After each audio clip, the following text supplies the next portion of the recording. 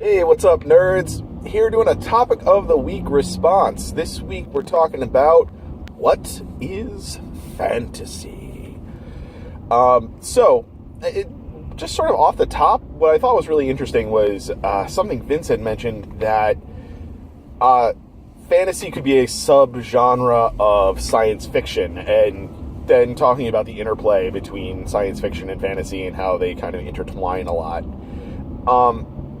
Just a quick point that I wanted to make about that before I move on. I don't think that definition works, just for the simple reason that science fiction first made its real appearance or debut in our literary lives, frankly, millennia after fantasy was first developed.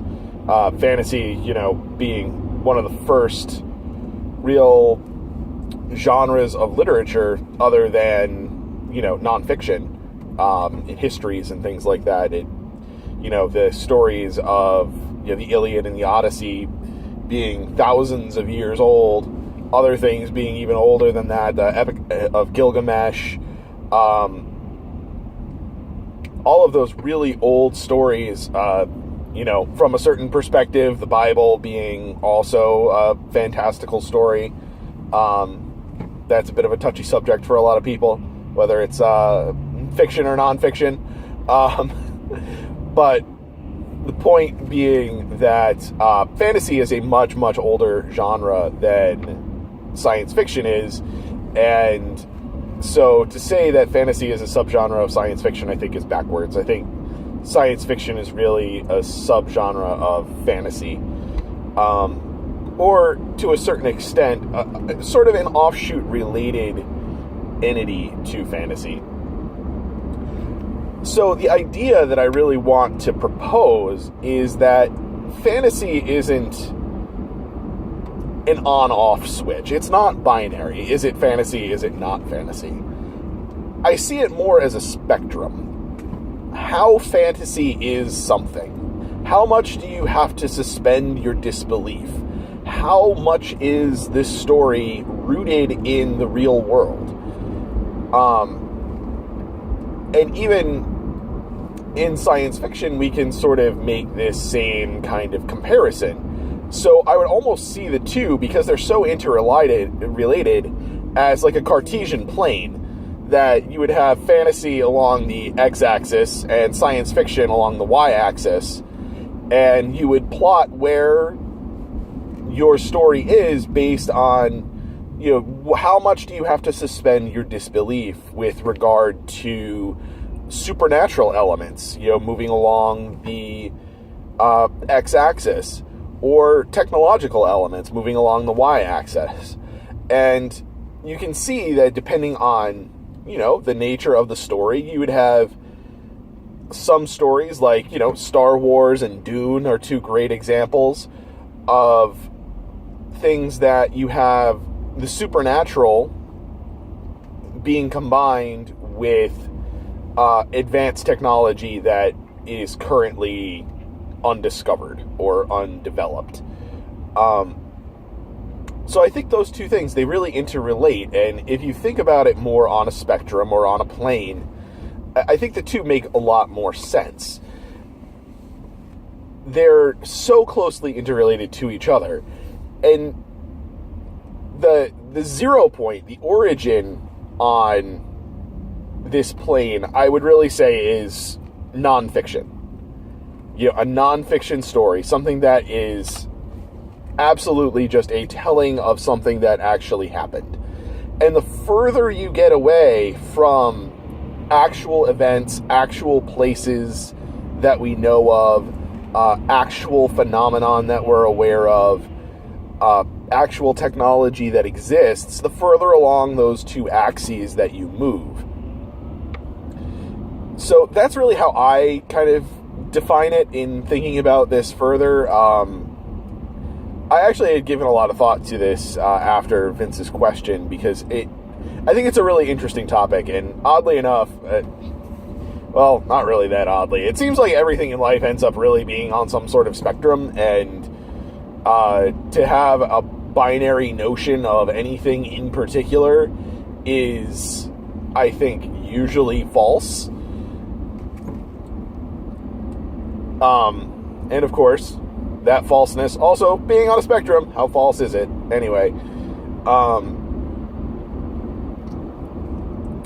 So I think some of the harder, more rigid definitions of fantasy, I think what they're doing is defining subgenres of fantasy. They're taking a place on that Cartesian plane and drawing a circle on it somewhere and saying anything that fits in this circle is real fantasy.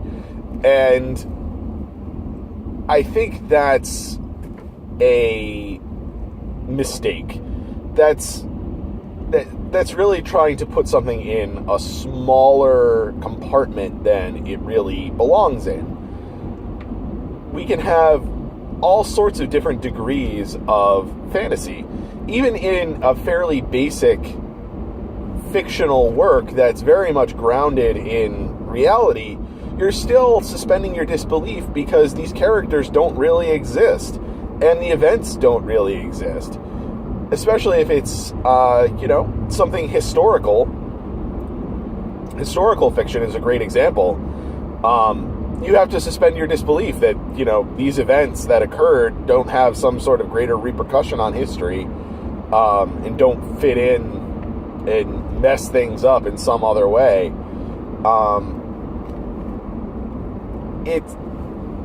It's tough for some people to swallow. We have certain tropes in fantasy and in sci-fi that have become so ubiquitous that they have really come to define the genre, and I think that is really a big mistake. And dare I say, I am going to make a pretty big assertion here. I think the reliance on those tropes that have been created by, Dungeons and Dragons and Tolkien and other such writers, those ideas have become crutches for a lot of fantasy writing, and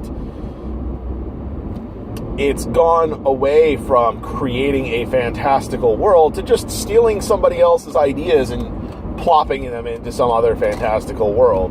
Even if you look at Harry Potter, what do you have? It's a fairly original world, but, there's still elves, there's still magic, there's still wizards, all of these sorts of ideas that popped up out of earlier works, and everybody just keeps borrowing from everybody else, which is, part of really what writing often is borrowing from earlier works and reworking things and coming up with something new. But far too much of it is just a crutch. Like, if you look at Warhammer, for example, I'm so glad that Warhammer has begun moving away from the high fantasy that of Tolkien and the like, because it was such that, I'm sure I'm going to get some flames for this, the fluff was so bland in comparison to other works. It wasn't like they were coming up with these great original ideas. They were just mixing and matching from all of these other places, and it wasn't like all of this stuff was all that original. The stories of individual characters might have been fairly original, but the species were very very rote. It was not a thing that was a big stretch of reality.